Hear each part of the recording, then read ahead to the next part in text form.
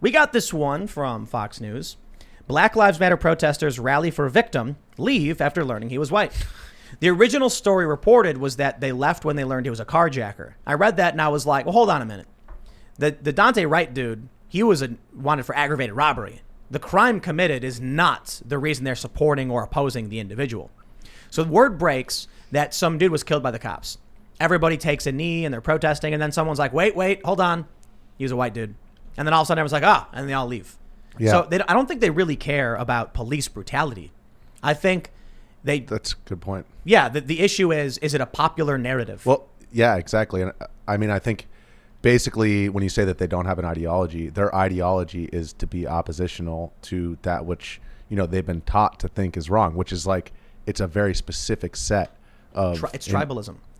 Exactly. And the reason I say that, sorry to interrupt, is that if we were going to say it's about Black Lives Matter and the reason they're not concerned about the white guys because the race issue, then they wouldn't have been making fun of Asian people for years, only to now change and act like they care about Asian people. There's no real ideology. It's just whatever the tribe is focused on now, and it happens to be Black Lives Matter. It's grifting season. Well, I mean, by the way, like, the reason why I got into media is because, like, during the 2003 invasion of Iraq, everybody was for the war in Iraq, including CNN, MSNBC, because it was politically incorrect not to be pro-military, which that manifested itself in you better be for the war or else. And so, like, if you look back to the news coverage of that, like, you would have expected those networks, to be, oh, well, George Bush wants to do this and it's terrible. No, not at all.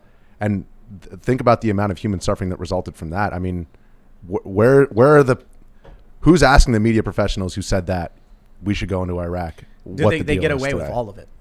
So I think mostly what you see, these people, the reason why they would say walk away from a protest when they find out the guy's white is because it's just whatever the popular media narrative is. They're getting their cues. They're being told to do.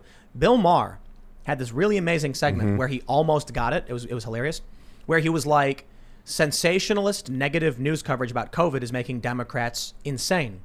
So there was a poll done, New York Times published this, asking Democrats, Republicans, and independents the likelihood of hospitalization for COVID, what they thought it was. More than 50%, I think 75% of Democrats got it wrong. And Republicans 26% of Republicans were correct. And most of them got it wrong as well, but substantially less than Democrats, and then 20% of independents. And so Bill Maher's like, the media that Democrats consume is constantly negative and it's making them crazy. But Donald Trump is bad. That was true. That was all true. It's like, okay, dude's probably lying. So here's what happens. You get people who are sitting there bored with no purpose, and the media is like, what can we say to manipulate people into giving us money and getting us ad clicks? Fear porn. It's that fear porn. Boom. Yep. Exactly. Extrapolate that same thing to the right, racism, which is like people's perception is one thing, just sitting in their homes.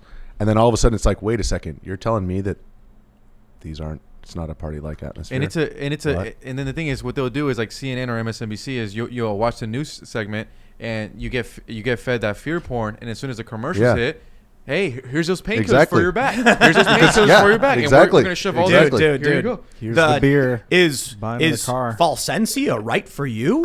Ask your doctor. Yeah. And Side you're effects like, may you didn't even tell me what the drug does. They didn't even tell you what it does. You're watching, that's an amazing point. You're watching CNN, you're watching Fox or whatever, and they're like, there are people's homes being burned down, children fired upon. Now, we'll be back after these messages. And then the drug commercials start. Yeah, like if you're watching Might Fox, as well be a cigarette commercial. People are shaking, like smoking. Yeah, you'll be watching Fox as Sean Hannity, then after that it goes commercial and it'll be Larry Elder. He'll be like, hey, does your back hurt like mine? Pop these pills. Then the next commercial will be like, hey, did you take those pills? Well, you might get a compensation. That's the point.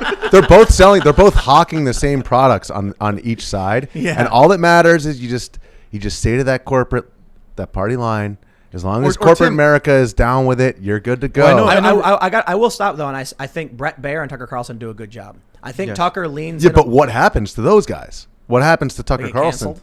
Well, I went on Tucker to say what I saw in Kenosha, right? Yeah. And all I said was, Rittenhouse told me this. I saw this, and then CNN says McGinniss supported the conservative claim that Rittenhouse acted in self-defense, and I said, I emailed him.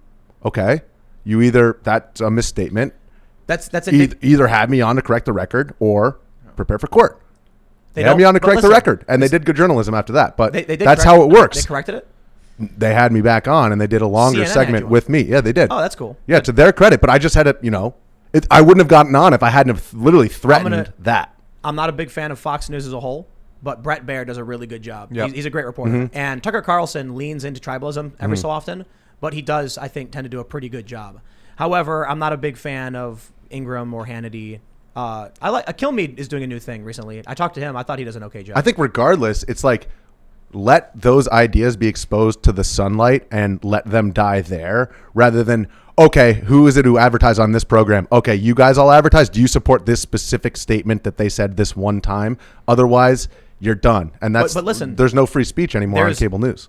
There's Fox News, and then there's literally every other network. Yep. And so Fox has, in my opinion, exactly not great individuals, but like I think Greg Gutfeld and the Five do a really good job. And I am a fan of Juan Williams. Or at least exactly on Fox News is the anchors could also have different ideologies. On CNN, MSNBC, or on CNN, NBC is like, hey guys, this is the track. You guys all run it. And I think one thing that really opened my not opened my eyes, but I think it was a good moment for the American people to see was when Tucker Carlson. He was coming to the end of his segment, and it was when he was bashing Amazon and Jeff Bezos. And then he's handing it off to Sean Hannity. Yeah. And you can hear Sean Hannity obviously is hearing Tucker. Then he goes, "Oh well, we support free market and capitalism." And you just see Tucker do that face like, yeah. And I thought that was actually a great moment for Fox because it shows, hey, we can at least differ on these things, be on the same network. But it was by mistake. Hold on. This is why I said I'm a fan of Juan Williams because he like they rag on him. Yeah, I think he's wrong all the time. Like I'm sitting there watching Jesse laugh at him, and I'm like, Juan is wrong. Yeah. But I'm glad that he's willing to be there with them, taking that punishment and saying what he believes with passion. Some people think he fakes it. I'm like, no, the dude genuinely believes. That's the point, though. Is if you appear on either of these two echo chambers, then you are this. So I was trying to tell the American public one thing: what I saw, and it was an incredible challenge for me to navigate the landscape after the shooting because I had to I appeared on Fox first. Okay, you're this. And it's like, no. That's a misstatement. Here are the facts. Prepare for court or have me on. That's, Dude, that's it. I say like. You got to threat. You got to threaten. I say a bunch of wacky stuff on this show, but will the grifters on Twitter ever take the clips of me saying tax the rich or police should resign? They won't do that. They'll take the clips that are like Kyle Rittenhouse acted in self-defense, and then they'll tell everyone on the left Tim Pool is far right or whatever, and then the people who actually watch the show are like, Tim's a liberal. All right, Tim, I have to say when you I'd agree. I'd say Tim's I don't know when you're being sarcastic or not now because I know you've been doing this like I don't know what would you call it, but I know when you're kind of sarcastic. But then it's called gaslighting. I think, no, or something like that. Hold on. I have consistently and always said I'm in favor of a higher progressive tax on the wealthy. No, that is true. Always. And the reason I tweeted it is because I was like, I finally started to notice, and I never really cared that much, and I was like, oh, you know what's happening? The manipulation machine, the media machine needs an enemy. They need to make money off this. So they purposefully watch the show and ignore all of like the normal like kind of liberal positions I might hold, and then look for that one thing that's kind of conservative. Yeah. And then they take that and they put it on Twitter. Well, I was on a reality TV show actually. It was not very watched, but it was in 2016 called it was called House Divided. It was on Full Screen Media. I think they scrubbed it. It's after Hillary lost. It was a big. We don't need to go there. But basically, you sign a contract where you can basically sign everything away. Like it's like we can repurpose your content for whatever to portray you as whatever we want. So I went in there and I'm like, I'm across the board. You can't really put my politics in a box very easily. And so I said, I'd be a libertarian who supports a lot of kind of big government efforts to even the playing field, but that doesn't fit in a box, right? So I said, they'd say, what do you think about this? Well, the conservative movement, blah, blah, blah, blah. Oh, what are your politics? I'm like on camera in my interview, then cut to B-roll, and then cut to me saying conservative in a different instance. Conservative. Wait, they did that? Oh, yeah. Yeah. What do you think of this girl? Oh, she's pretty. She's super nice. What do you think about the weather outside? It was super hot outside. Oh, she's cut to B-roll hot. So like I'm telling you, like no, seriously. And my contract, there's no recourse because the contract you sign, you sign it away. So fake. By the way, please, everybody out there, don't go look this show up because it's really bad. What was the show called again? It's called Schmaus Divided. But it's like What's it just goes to show how you can just take. You say enough words, you're on camera for 8 hours a day. They can choose whatever they want and then use the power of editing to just Oh, yeah. portray whatever they want. I love it when there was one clip that went viral of me where there was literal jump cuts. Because I was issuing caveats, I was like, here's what I think. Now, keep in mind, A, B, and C, 1, 2, 3. But with that being said, exactly. so they cut out all the caveats, so it's like me going like, I think that Donald Trump is the greatest president ever.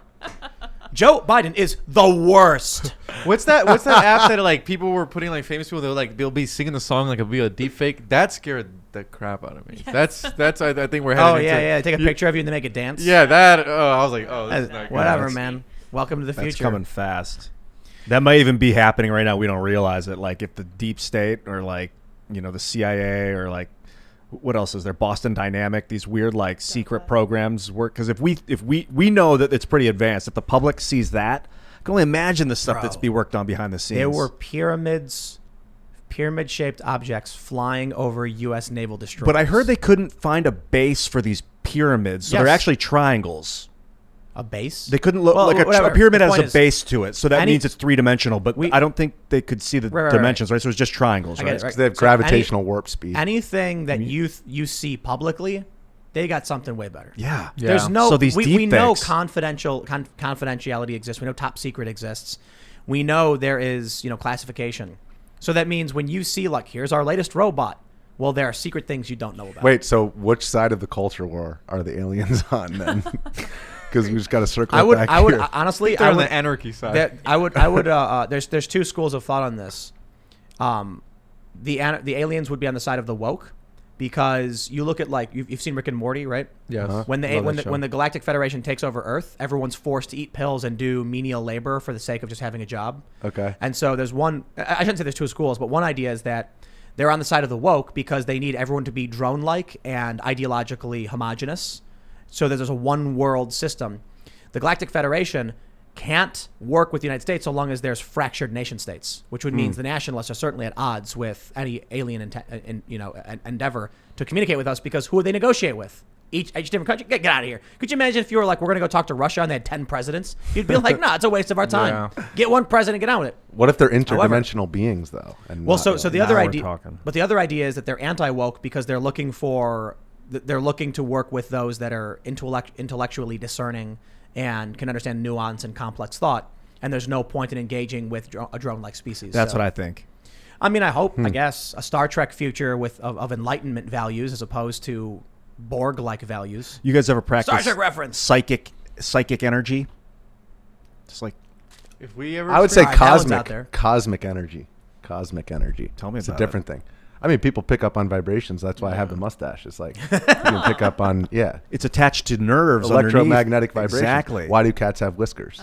They For can balance. sense energy. Exactly. For balance. Exactly. Yep. Yeah, apparently if you flow cut state cats' is whiskers real. off, they like. Did can't you ever walk see those properly. wolves that like they line up to magnetic north, and they're foxes, and then they hunt, but they'll like line up to magnetic north, and then they'll like sense the rabbit, and then they'll dive and catch it Interesting. in the snow. That's interesting. Yeah, dude. I just know for humans, because I read it in Think and Grow Rich, and I think I felt it a couple times. It's flow state. Yes. That's like Flow state. that's like a normal Yes. thing for humans. It's Like when you're shredding the gnar. yeah, Shredding yeah. the gnar. I think it's you cool your frontal In lobe. the Yeah, zone. it's almost, I don't know, it's just like you're in an intense focus. Yeah. And I mean, I felt it when I was I feel like I felt it even in some of like the chaotic scenes. But yeah, you're just in a flow state. Things just click. It's just one of those. You What dampen your, did we used to call your it? ego. When I used to cover riots, time slows down. It's the greatest thing ever. Yeah. So people describe it as time slowing down, but I think I found a better way to describe it, at least for me. It's not that time slowed down. It kind of feels that way, like everything, like you can just see everything and you're moving really quick and you're dodging. But to me, I think the easier way to explain it is that when you're normally looking at something, you're focused on a single point and you have peripheral vision, which is kind of out of focus and you can kind of sort of understand.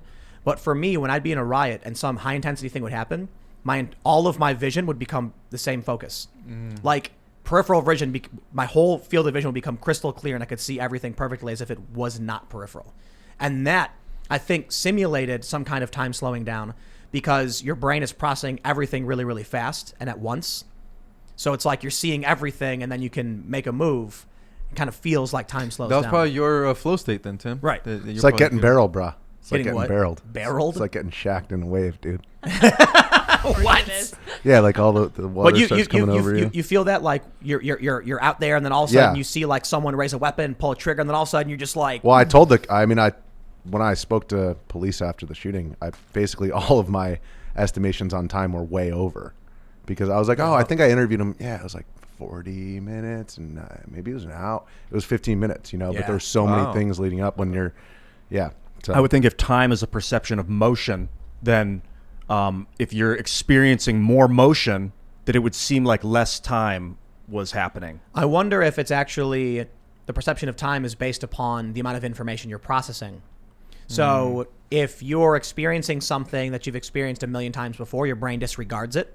And then time starts speeding up the older you get, because your brain is ignoring making the coffee in the morning. It doesn't register anymore. When you're younger, making that coffee for the first or 10th time, it's like relatively new. So when you're in a conflict zone, your brain is basically like, in this circumstance, we must process any and all information that comes to us for the sake of our safety. Time feels like it's going slower because your brain is running all of these calculations and not ignoring anything. So it's like, actually, I guess a better way to put it is, that's the true experience of time, when all of the information is coming into your brain. And then the way we normally experience time is there's gaps because we forget things that don't matter. That's why, like, when I eat a Big Mac, it seems so quick. Exactly, because your brain doesn't care, and then you forgot you did it. That's why people can't remember what they had for breakfast. So good. It just happens so quick. It's gone. But the first time you eat a Big Mac, every bite takes forever. I still remember it, actually. No, but like you ask people, what'd you have for breakfast yesterday? And they'll be like, what did I have for breakfast? I can't remember. Because it's irrelevant. Yeah, it's okay. It's already routine. I bet I could ask you about what happened in Kenosha, and you could probably give me crazy details and explain all of this crazy story. You'd never forget it. That's a very good point. It's like, I guess, the amount of details that stick out in your mind. And that was the interesting part, too, after the fact, is like talking with the New York Times reporters and stitching together all these different streams. And he's like, hey, when you were running after Kyle, like, you stopped. Like, why did you stop? There's something fell on the ground. And I was like, oh, my God. Yeah, I stopped because my gas mask fell out of my bag, because I opened my gas mask bag right before I saw Kyle to break out a White Claw to defuse the situation with these guys who wanted to smash my head in. And so I didn't ever clip my gas mask back in because I saw Kyle running, and then I just ran after him. And, that kind of stuff you don't forget. Exactly. But you forget what you had for breakfast, you know what I mean? I mean that figuratively, like, I don't know if you remember what you had for breakfast, but people forget, like, the little nonsensical things that don't matter. But when you're in the fray, man, everything is. So you think that's sorry. That's why everyone said 2020 went. Actually, no, this is weird. I guess this is why everyone said 2020 went by so fast, because we were all sitting in our apartments doing the same thing over and over and over again. So everybody was like, "Wow, I can't believe how." I feel like 2020 was like 6-7 years, something like that. Yeah. I see a lot of people tweeting like, was not doing the same thing every day. Already December. I can't believe it's already like, whoa, where did this year go? I guess depending on who you were, because for a lot of people, they'd never experienced a pandemic before, so everything was new. For a lot of other people locked in their apartments, everything was redundant. Like routine. Solitary confinement would seem like a million years, right? Yeah, I don't know.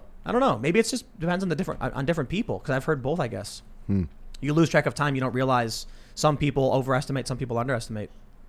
Yeah. I don't know. Yeah, I kind of agree with you, Richard. I feel like 2020 lasted longer than a year. I guess just because all the commotion that we were in. And, I think another interesting thing, too, is when you're on the ground, obviously you have, the flow state, but you start to actually pick up on a lot of tendencies. I think they've used the word tendencies in sports more, but you start to pick up tendencies on protesters, agitators, law enforcement, just little knickknacks that you already know, kind of, you can kind of predict some things before they pop. Thanks for checking out this clip from the Timcast IRL podcast.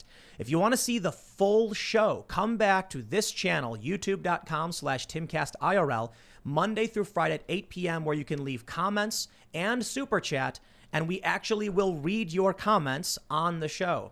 Don't forget to like, share, subscribe, and if you want exclusive members-only content, segments you can't get anywhere else, go to timcast.com, become a member, and we even have full bonus episodes. Thanks for hanging out, and we'll see you all next time.